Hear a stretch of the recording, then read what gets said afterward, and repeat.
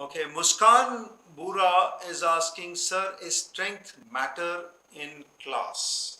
So, I let me understand this question. If you're talking about the strength, that is number of students in a class, which seems to be the obvious yeah. meaning of this question, it does matter. It does matter. A class size of 30 and a class size of 70, 80, 90, there is definitely class size of 30 is preferable than the larger number, because it develops that more closeness with the faculty. The faculty is able to take larger set of questions. More number of people can clarify their doubts in the class itself. The discussion quality is better because less number of people are able to throw light. When you are talking about, let's say, 60, 70 in a class, and in a group, if you have got 10 students, you may not reach as much closer to a good discussion as you can reach with 4 or 5 in that group. So less is better than more in terms of a class strength. But what is an ideal class strength?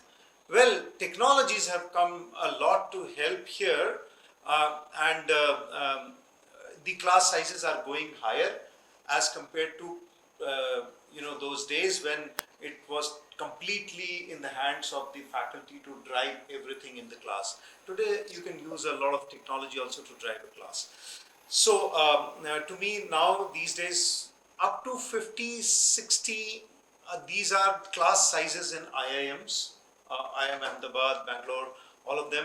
For common classes, common subject classes, they might have an entire set of students, 180 to 40 students in an auditorium, but that's more of a one-way flow of a lecture or something.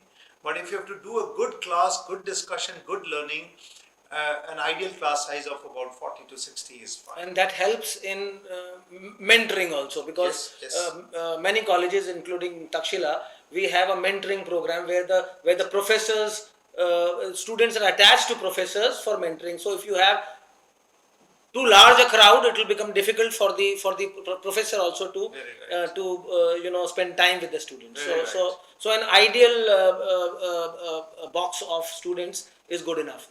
Too less is also not good, because then you don't get the diversification of in any topic. That's a good point. But let me reiterate here, which I said a little while earlier.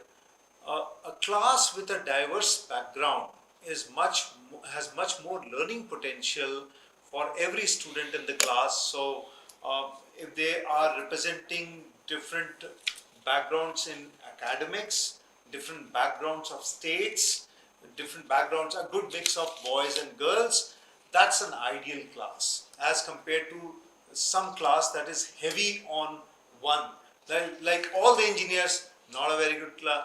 All of them local students, not a very good class. All of them boys or all of them girls, not a very good class, because you're preparing students for future work, and that's where all these Dynamics will come. all these boundaries dissolve.